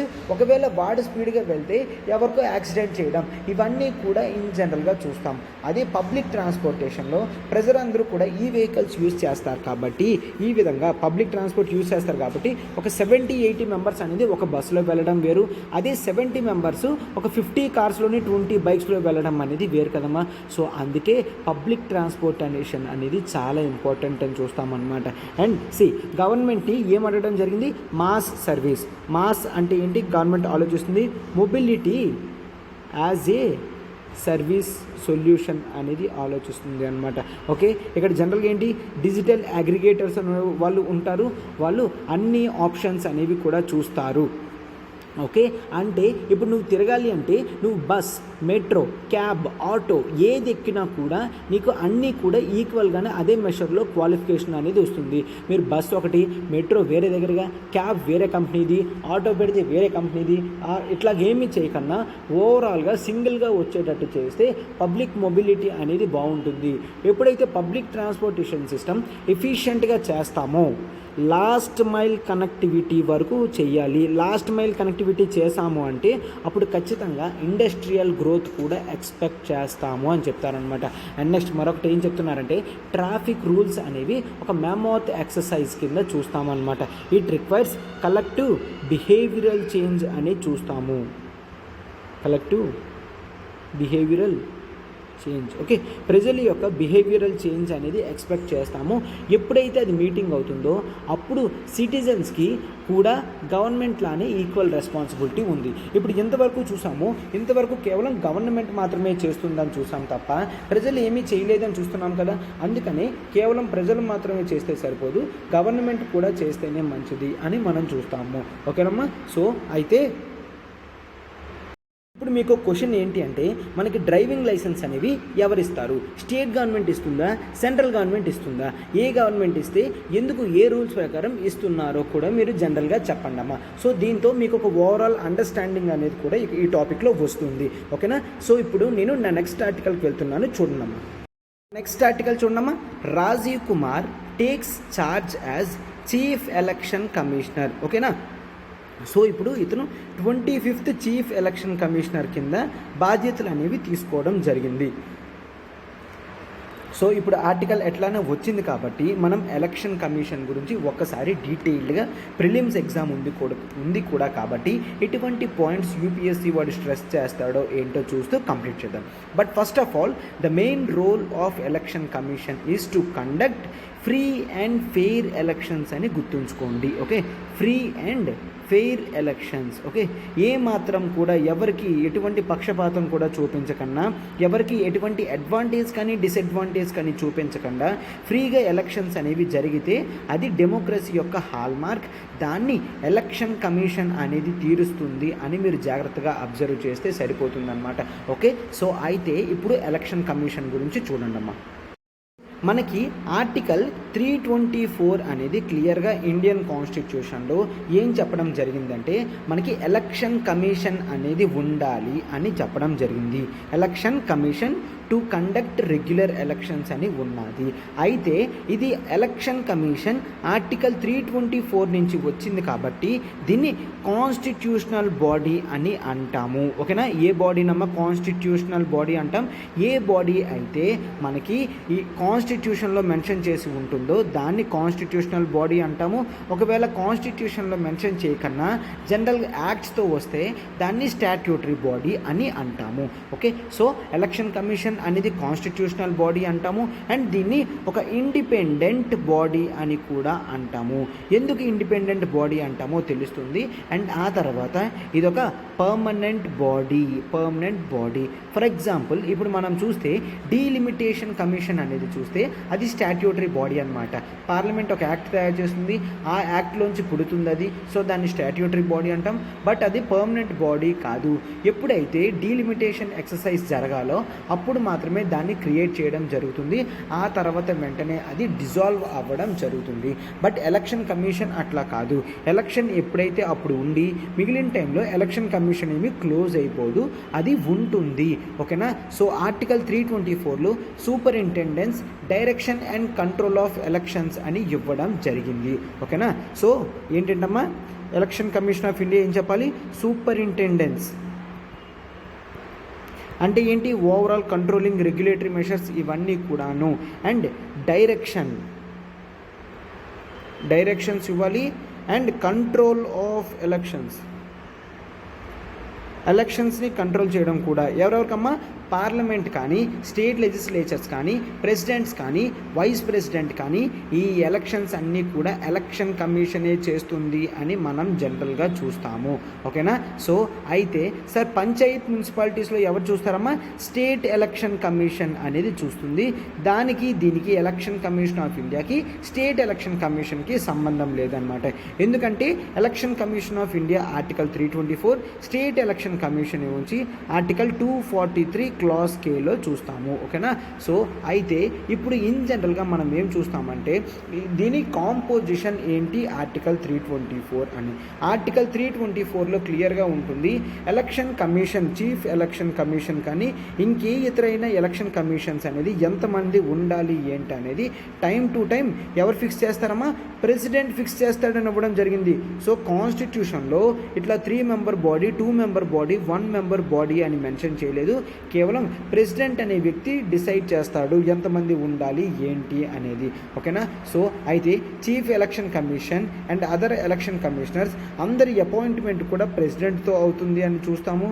సో ఒకవేళ ఇంకే విధమైన ఎలక్షన్ కమిషనర్స్ కానీ, చీఫ్ ఎలక్షన్ కమిషన్ కానీ జనరల్గా ఉంటే కేవలం చీఫ్ ఎలక్షన్ కమిషనర్ మాత్రమే ఆ బాడీకి ప్రెసిడెంట్ కింద ఆర్ చైర్మన్ కింద చేస్తారు. అందుకే చీఫ్ ఎలక్షన్ కమిషనర్ అని ఇవ్వడం జరుగుతుంది అన్నమాట.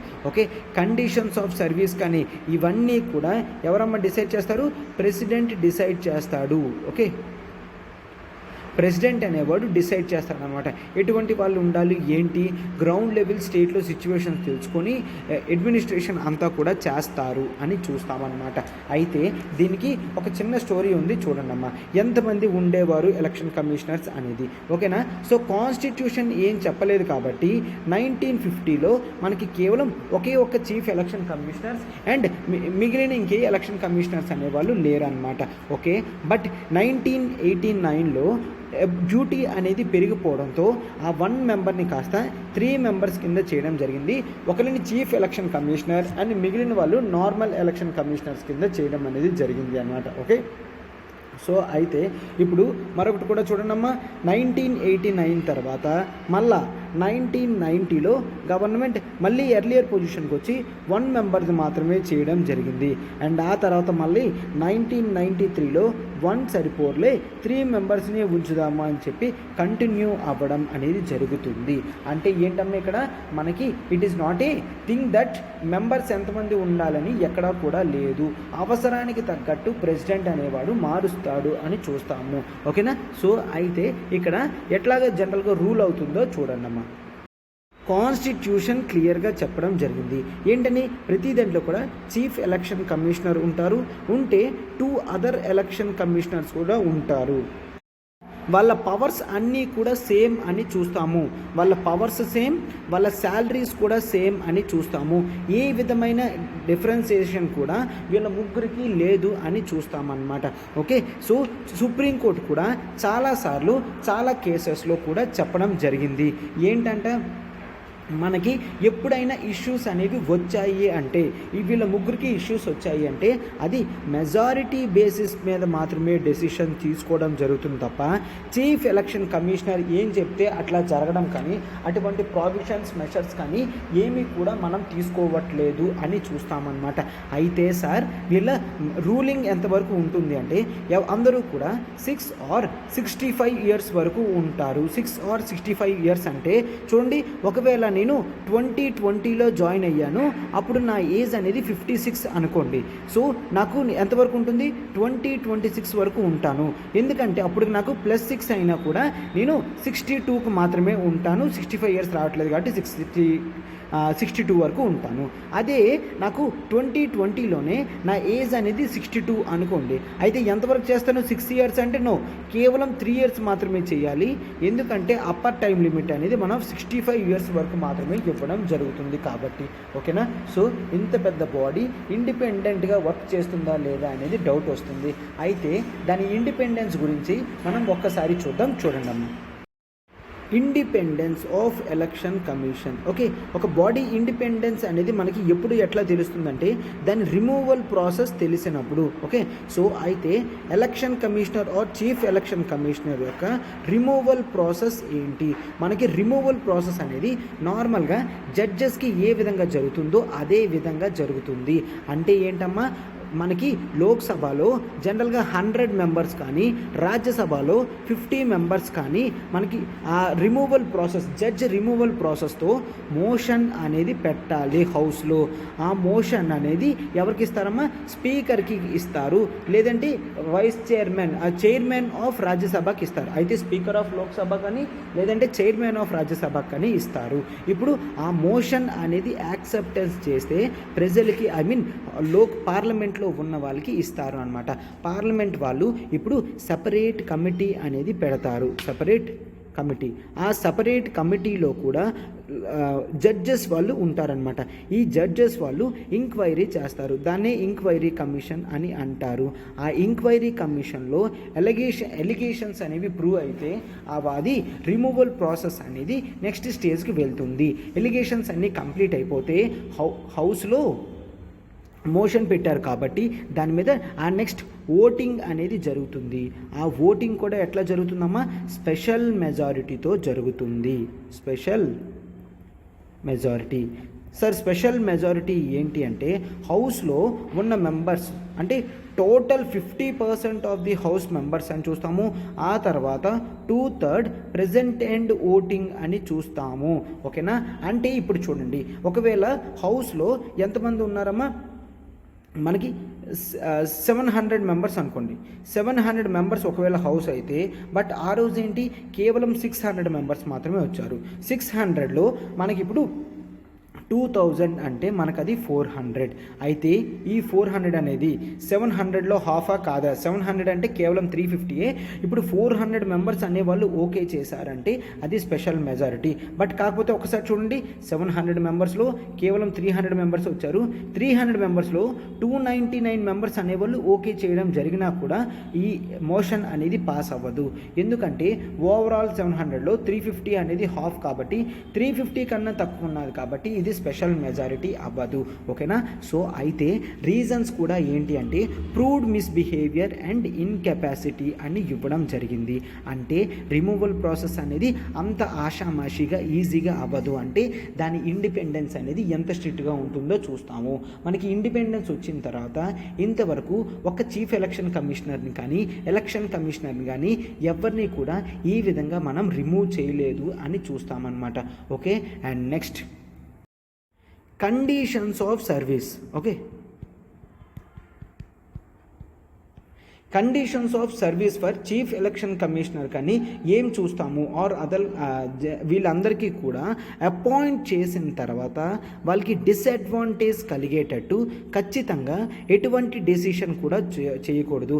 అంటే జాయిన్ అవుతున్నప్పుడు వీళ్ళకి 50,000 శాలరీ అని చెప్పి జాయిన్ అయిన తర్వాత 3 months తర్వాత 40,000 మాత్రమే నీకు శాలరీ ఇస్తాను అని చెప్పకూడదు. స్టార్టింగ్ ఎంతైతే కమిట్మెంట్ ఉంటుందో అదే కంటిన్యూగా వెళ్తూ ఉండాలి అని చూస్తామన్నమాట. అండ్ ఇన్ జనరల్గా ఏ అదర్ ఎలక్షన్ కమిషనర్ అయినా మిగిలిన రీజనల్ కమిషన్ అయినా కూడా రిమూవల్ చేయాలి అంటే ఖచ్చితంగా recommendation of chief election commissioner ఉండాలి.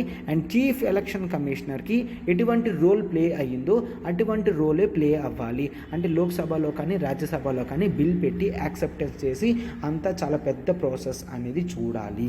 అయితే ఇవన్నీ మెషర్స్ చూస్తే చాలు మనకి క్లియర్గా తెలుస్తుంది as independence of election commission అనేది ఉన్నది అని. ఓకేనా? అయితే మరొకటి ఏం చూస్తామంటే కాన్స్టిట్యూషన్ అనేది ఎటువంటి క్వాలిఫికేషన్ కూడా ఫిక్స్ చేయలేదు. అంటే నువ్వు చీఫ్ ఎలక్షన్ కమిషనర్ కానీ అదర్ ఎలక్షన్ కమిషనర్ కానీ అవ్వాలంటే నీకు ఎటువంటి క్వాలిఫికేషన్ మెన్షనింగ్ కూడా లేదు అని చూస్తాము అన్నమాట. ఓకే, కాన్స్టిట్యూషన్ ఎప్పుడు కూడా members of election commission term అనేది మెన్షన్ చేయలేదు. సార్ మరి ఇందాక 6 or 65 అన్నారు కదా, ఈ 6 or 65 అనేది పార్లమెంట్ ఇవ్వడం జరిగింది తప్ప కాన్స్టిట్యూషన్ అనేది చెప్పలేదన్నమాట. ఓకే, అండ్ నెక్స్ట్ మరొకటి ఏంటి అంటే కాన్స్టిట్యూషన్ రిటైర్డ్ అయిన అఫీషియల్స్ యొక్క ఎవరైతే ఉన్నారో వాళ్ళు నెక్స్ట్ డే వెంటనే ఎనీ అపాయింట్మెంట్ అనేది గవర్నమెంట్ తీసుకోవచ్చా అనేది క్లియర్గా చెప్పలేదు. అంటే ఇట్ డస్ నాట్ డిబార్డ్ అనమాట. కావాలి స్టేట్ గవర్నమెంట్ ఏదైనా జాబ్ ఇచ్చింది అంటే వాళ్ళు చెయ్యొచ్చు అని కూడా మనం జనరల్గా చూస్తామన్నమాట. ఓకే, అండ్ దీని ఫంక్షన్స్ ఏంటో ఒక్కసారి చూడండి అమ్మా. మనకి జనరల్గా దీని ఫంక్షన్స్లో ఏమొస్తుందంటే డీలిమిటేషన్ కమిషన్ అనేది ఏర్పాటు చేస్తాం. డీలిమిటేషన్ కమిషన్ అంటే ఏంటి అంటే మనకి 543 లోక్సభ సీట్స్ ఉన్నాయి కదమ్మా. ఆ 543 లోక్సభ సీట్స్ని ఏమంటాం? కాన్స్టిట్యుయెన్సీస్ అంటాము. ఆ కాన్స్టిట్యుయెన్సీస్ని ఎవరు డివైడ్ చేస్తారంటే డీలిమిటేషన్ కమిషన్ చేస్తుంది. సో డీలిమిటేషన్ కమిషన్ చేసిన టెరిటోరియల్ డైవర్సిఫికేషన్ అంతా కూడా మనకి చీఫ్ ఎలక్షన్ కమిషన్ ఓకే చేస్తేనే అవుతుంది. ఓకేనా? అండ్ రెగ్యులర్గా ఓటర్స్ లిస్ట్ అనేది కూడా ఇది అప్డేట్ చేస్తుంటుంది, ఓటర్స్ లిస్ట్. అండ్ ఆ తర్వాత ఎప్పుడైనా కూడా పొలిటికల్ డిస్ప్యూట్స్ వస్తే అంటే పార్టీకి సింబల్స్ అనేవి ఎవరిస్తారమ్మా? ప్రతి పార్టీకి కూడా సింబల్స్ అనేది చీఫ్ ఎలక్షన్ కమిషన్ ఇస్తుంది. సో ఈ సింబల్స్ మధ్యన డిస్ప్యూట్స్ ఏవైనా వస్తే అవి ఎవరు సాల్వ్ చేస్తారమ్మా? ఎలక్షన్ కమిషనే సాల్వ్ చేస్తుంది అని చూస్తాము. ఓకేనా? And members of parliament disqualification అయ్యారు అంటే సో ప్రెసిడెంట్కి ఎవరమ్మా అడ్వైజ్ ఇస్తారు? ఎలక్షన్ కమిషనే ఇస్తుంది. ఖచ్చితంగా ప్రెసిడెంట్ అనే వ్యక్తి ఆ పార్లమెంట్ మెంబర్ అనేవాడు డిస్క్వాలిఫై అయ్యాడంటే లాస్ట్ డెసిషన్ ఎలక్షన్ కమిషన్ ఏం తీసుకుంటే అదే అవుతుంది అన్నమాట. ఓకే, ఒకవేళ గవర్నర్ అడిగాడు అంటే స్టేట్ లెజిస్లేచర్లో అప్పుడు కూడా ఎవరు చెప్తారు? మనకి ఎలక్షన్ కమిషన్ ఆఫ్ ఇండియాయే చెప్తుంది అని చూస్తామన్నమాట. ఓకే, సో ఈ విధంగా ఇంపార్టెంట్ పాయింట్స్ అన్నీ కూడా మనం చూడడం అనేది జరిగింది అనమాట. ఒక్కసారి free and fair elections maintain చేయడం, ఫ్రీ అండ్ ఫెయిర్ ఎలక్షన్స్ చేయడం అనేది దాని డ్యూటీ కింద చూస్తారు. అండ్ నెక్స్ట్ ఒకవేళ ఎక్కడైనా రిగ్గింగ్ కానీ కరప్షన్ కానీ జరిగింది అని తెలిస్తే పోల్ అనేది క్యాన్సిల్ చేస్తుంది. క్యాన్సిల్ చేసే పవర్ కూడా దానికి ఉంది. ఈవెన్ అక్కడి నుంచి గెలిచిన వ్యక్తికి ఇచ్చిన పర్మిషన్ కూడా క్యాన్సిల్ చేసే పవర్ అనేది చీఫ్ ఎలక్షన్ కమిషనర్కి ఉంటుంది అని కూడా చూస్తామన్నమాట. అండ్ ఓవరాల్ ఎలక్షన్ ప్రాసెస్ అంతా కూడా ఎలక్షన్ కమిషన్ ఆఫ్ ఇండియాయే చూసుకుంటుంది. ఎలక్షన్ కమిషన్ బాడీ అనేది చూసుకుంటుంది అనమాట. సో డెమోక్రసీలో హాల్ మార్క్ అనేది మనం ఎలక్షన్స్ అనేవి చూస్తాం కాబట్టి అటువంటి బాడీని ఈ ఎలక్షన్ కమిషన్ ఆఫ్ ఇండియా అనేవాళ్ళు జాగ్రత్తగా చూస్తారు. సో ఎటువంటి కరప్షన్ లేకుండా ఇటువంటి ప్రాసెస్లు ఉంటేనే మనకి ఇండియాలో డెమోక్రసీ అనేది సక్సెస్ఫుల్గా మరింత బాగా రన్ అవుతుంది అని కూడా చూస్తామన్నమాట. ఓకే, ఇదే అమ్మ ఆర్టికల్. ఓవరాల్ ప్రిలిమ్స్ పరంగా కూడా మనం కవర్ చేయడం అనేది జరిగింది. సో చూశారు కదమ్మా ఆర్టికల్ అనేది ఎంత నీట్గా డీటెయిల్గా డిస్కస్ చేసామో. సో మన ప్రతి పాలిటీ ఆర్టికల్ కూడా ఇట్లానే చూస్తూ ఉంటామన్నమాట. సో మీరు ఇండివిజువల్ కోర్స్ పాలిటీ కావాలన్నా కేవలం 5,000తో రికార్డెడ్ క్లాసెస్ అనేవి యాక్సెసిబిలిటీ చేయొచ్చు. సో మీకు అటువంటి ఏ డౌట్ ఉన్నా కూడా 7893899553 అనే నెంబర్కి కాల్ చేసి ప్రత్యూష మ్యామ్కి మీరు ఫోన్ చేసి పాలిటీ సబ్స్క్రిప్షన్ అనేది కూడా ఇండివిజువల్గా మీరు తీసుకోవచ్చు. ఓకేనా? ఇప్పుడు మనం మన నెక్స్ట్ ఆర్టికల్లోకి వెళ్తున్నాం. చూడండి అమ్మా, మన నెక్స్ట్ ఆర్టికల్ చూడమ్మా. ఫేసింగ్ డిస్క్రిమినేషన్ డిస్పైట్ లాస్ ఉన్నప్పటికీ కూడా వివక్షతకి గురి అవుతున్నాము అని చెప్పేసి చెప్పడం జరిగిందనమాట. సో ఎవరమ్మా ఇష్యూస్లో ఉన్నదంతా? Transgender, nothing but LGBTQ+ community అనమాట. ట్రాన్స్జెండర్ ఇష్యూస్ ఒక్కసారి చూడండి అమ్మా. ఆర్టికల్లో 3 కేస్ స్టడీస్ కూడా చూడడం జరిగింది. బట్ ఫస్ట్ ఆఫ్ ఆల్ ఒకటి మీకు తెలియాలి, who is a transgender? A transgender అంటే పేర్లో ఉంది. ట్రాన్స్ అంటే వాళ్ళు చేంజ్ అవ్వడం జరిగింది. ఏం చేంజ్ చేశారమ్మా? జెండర్ అనేది చేంజ్ చేశారు. అంటే వాళ్ళ బయోలాజికల్ మేకప్ అనేది చేంజ్ చేయడం జరిగింది అనమాట. ప్రతి ఒక్కరూ కూడా పుట్టుకతో ట్రాన్స్జెండర్ ఉండరు. చాలామంది వాళ్ళు పుట్టినప్పుడు ఐదర్ మేల్స్గా కానీ ఫీమేల్స్గా కానీ పుడతారు. అంటే బర్త్ జెండర్ అట్ బర్త్ అనేది మేల్స్ కానీ ఫిమేల్స్ కానీ అని ఉంటుంది. బట్ అయితే ఇక్కడ జనరల్గా కొన్ని ఇయర్స్ అయిన తర్వాత బాడీలో హార్మోన్స్ అనేవి చేంజ్ అవుతాయి. హార్మోన్స్ అనేవి చేంజ్ అయినప్పుడు వాళ్ళు జెండర్ అనేది షిఫ్ట్ అయ్యే ఛాన్స్ ఉంటుంది. ఫీమేల్ నుంచి మేల్కి, మేల్ నుంచి ఫీమేల్ అవుతున్నాము అని ఆ తర్వాత హార్మోనల్ రిలీజ్ వల్ల తెలుస్తుంది తప్ప చిన్నప్పుడే తెలీదు. అయితే వీళ్ళని మనం ట్రాన్స్జెండర్స్ అని అంటాము. సరే, అయితే మీరు LGBTQ+ క్యూ ప్లస్ అన్నారు, అదేంటి ఒక్కసారి చూడమ్మా. ఎల్ అంటే లెస్బియన్స్, జీ అంటే గేస్ అంటాం, బి అంటే బైసెక్షువల్స్ అంటాం, టీ అంటే ట్రాన్స్జెండర్స్ అంటాం, క్యూ అంటే క్వీర్స్ అని అంటాము, క్వీర్ కమ్యూనిటీ అని కూడా అని అంటామన్నమాట. సో ఇక్కడ ఈ విధంగా మనం చూస్తాము ట్రాన్స్జెండర్స్ని ఆఫ్ అండ్ సొసైటీలో నెగ్లెక్టెడ్గా ఒక థర్డ్ గ్రేడ్ సిటిజన్స్ కింద చూస్తాము అనమాట. అంటే దేనికి కూడా వీళ్ళకి ఛాన్స్ అనేది ఇవ్వకన్నా చేస్తున్నాము. సో చాలా యూనియన్స్ అనేవి కూడా కష్టపడుతున్నాయి. For example NALSA. Even in NALSA versus Union of India case, NALSA అంటే National Legal Services Authority. So ఈ నల్సా వర్సెస్ యూనియన్ ఆఫ్ ఇండియాలో కూడా మనము థర్డ్ జెండర్ అనేది న్యూట్రల్ జెండర్గా ఉండాలి అని జడ్జ్మెంట్ అనేది రావడం జరిగింది. ఓకే, సో థర్డ్ జెండర్ అనేది న్యూట్రల్ జెండర్గా కేవలం మేల్ అండ్ ఫీమేలే కాదు, అప్లికేషన్స్లో న్యూట్రల్ జెండర్ అని కూడా రావాలి అని వచ్చింది. ఆ తర్వాత మనకి ఒక చట్టం అనేది వచ్చింది. ఏంటమ్మా అది ఒకసారి చూడండి. Transgender protection of rights, transgender protection of rights act 2019 అని చూస్తాము. సో ఈ ప్రొటెక్షన్ రైట్స్ యాక్ట్ 2019 ప్రకారం థర్డ్ జెండర్ అనేవాళ్ళు వాళ్ళ జెండర్ ఐడెంటిటీ అనేది వాళ్ళకు నచ్చినట్టుగా చేసుకోవచ్చు. ఓకేనా, వాళ్ళు ఒకవేళ మేల్స్ అని చెప్తే మేల్స్ అనే పెట్టుకోవచ్చు, వాళ్ళు ఫిమేల్స్ అనేవి పెట్టుకుంటే ఫిమేల్స్ అని పెట్టుకోవచ్చు. అంటే ఏంటి, పుట్టినప్పుడు మేల్ బట్టి ఊహ వచ్చిన తర్వాత హార్మోనల్ చేంజ్ వచ్చిన తర్వాత కొత్త అప్లికేషన్స్లో ఫిమేల్ అని పెట్టుకోవచ్చు. లేదు అంటే థర్డ్ జెండర్ పెట్టుకోవాలనుకున్న థర్డ్ జెండర్ అని పెట్టుకోవచ్చు. ఇటువంటి ఆప్షన్ అనేది ఇవ్వాలి అని 2019లో ట్రాన్స్జెండర్ పర్సన్స్ ప్రొటెక్షన్ యాక్ట్లో మనం చూడడం అనేది జరిగింది. ఇంత ఉన్నా కూడా ఇప్పటికీ అట్లా జరగడం లేదు. ఏంటయిందంటే కేసు ఒక్కసారి చూడండి అమ్మా. రీసెంట్గా మహారాష్ట్రలో స్టేట్ పోలీస్ ఎగ్జామినేషన్స్ అనేవి జరగడం జరిగింది. ఇప్పుడు 3 years బ్యాక్ అనమాట, 3 years. ఓకే, సో అప్పుడు జనరల్గా ఏంటి, ఒక వ్యక్తి ప్రతి టెస్ట్ గెలవడం జరిగింది, రిటర్న్ టెస్ట్ గెలవడం జరిగింది. మెడికల్ టెస్ట్లో ఆమె షీ అని చెప్తే వాళ్ళు మాత్రం బయోలాజికల్ మేకప్ ప్రకారం నో నువ్వు మేల్ అని యాక్ట్ చేయడం జరిగింది అని పెట్టడం జరిగింది. అంటే ఏంటి, ఆమె ట్రాన్స్జెండర్, పుట్టినప్పుడు ఎస్ మేలే, బట్ ఇప్పుడు ఫీమేల్గా ఆమె కన్సిడరేషన్ చేస్తుంది. బట్ ఇక్కడ గవర్నమెంట్ మాత్రం, స్టేట్ పోలీస్ మాత్రం నో నువ్వు మేల్ కిందకి వస్తావు అని చెప్పడం జరిగింది. సో ఇట్లా చేసి ఆమె లిస్ట్ని ఫైనలైజ్ చేయకన్నా ఆపడం జరిగింది అనమాట. ఆ తర్వాత ఈమె బాంబే హైకోర్టుని అప్రోచ్ అయితే బాంబే హైకోర్టు క్లియర్గా చెప్పింది, స్టేట్ గవర్నమెంట్కి 2 months మాత్రమే టైం ఇస్తున్నాము, ఆమె లిస్ట్ని మీరు మెన్షన్ చేయండి.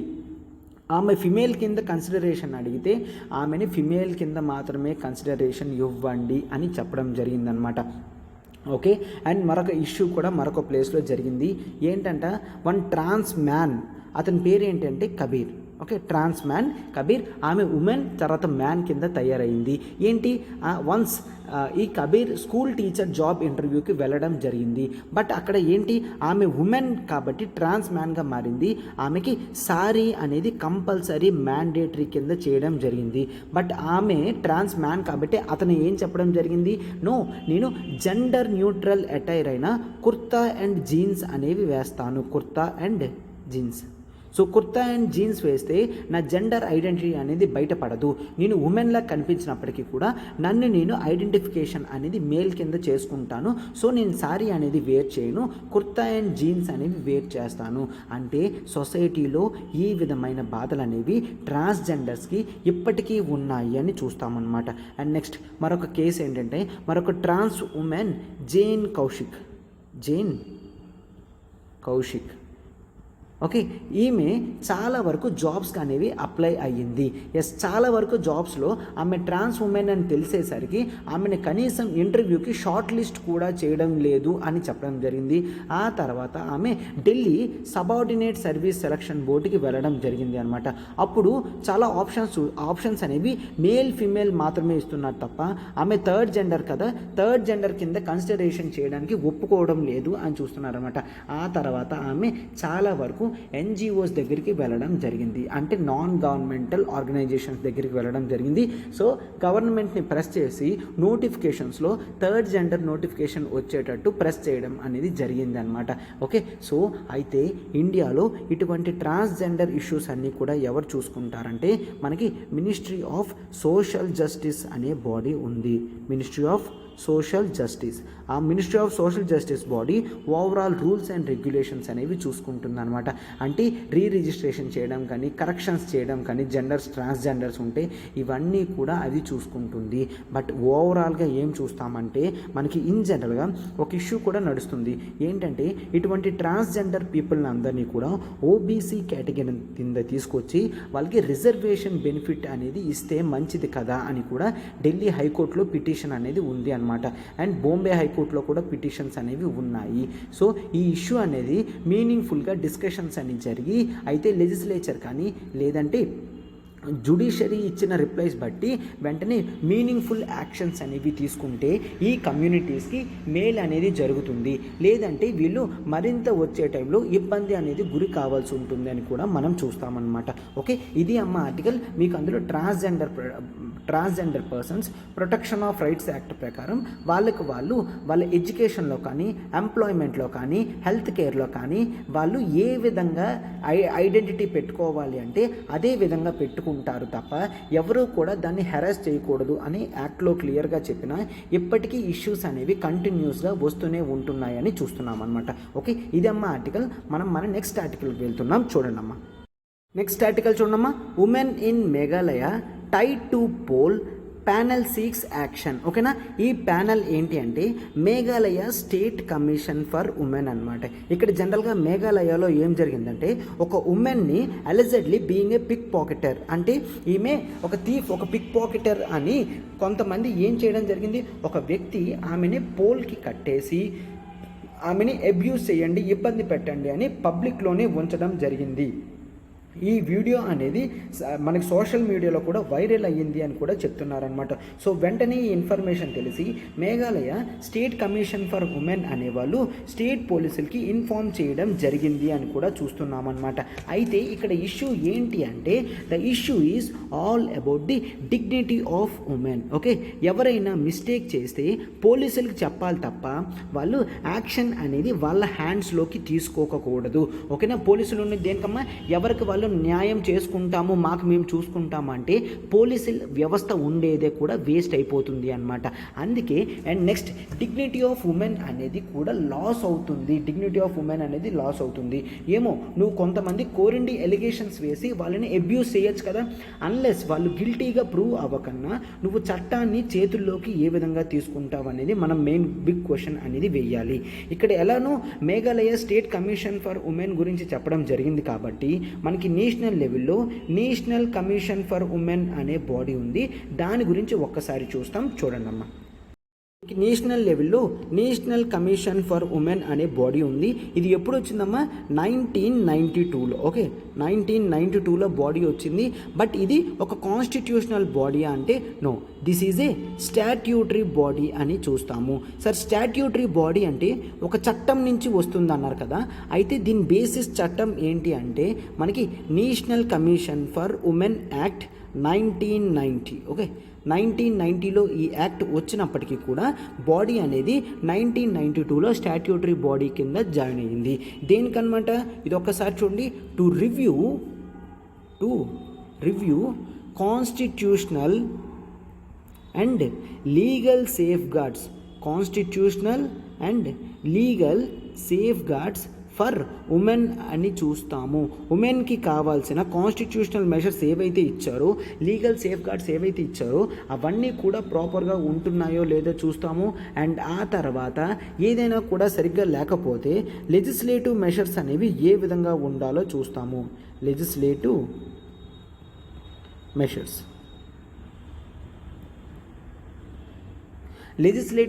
అనేవి ఏ విధంగా ఉండాలో కూడా జనరల్గా చూస్తామన్నమాట. అంటే ఇవి సరిపోవడం లేదు, ఇంకా కూడా ఉంటే మంచిది అని. అండ్ ఒకవేళ ఉమెన్కి ఎప్పుడైనా ఇష్యూస్ వస్తే రెడ్రెసల్ మెకానిజం అనేది ఏ విధంగా ఉండాలో కూడా చూస్తాము. Redressal mechanism. ఇష్యూస్ వస్తే సాల్వింగ్ ఏ విధంగా చేయాలో చూస్తాము. అండ్ ఇక్కడ గవర్నమెంట్ అనేది ఆల్ పాలసీ మ్యాటర్స్ అడ్వైస్ చేస్తుంది. ఉమెన్ మీద వచ్చే ప్రతి ఇష్యూలో కూడా ఈ నేషనల్ కమిషన్ ఫర్ ఉమెన్ని పిలుస్తారు. ఎందుకు? To provide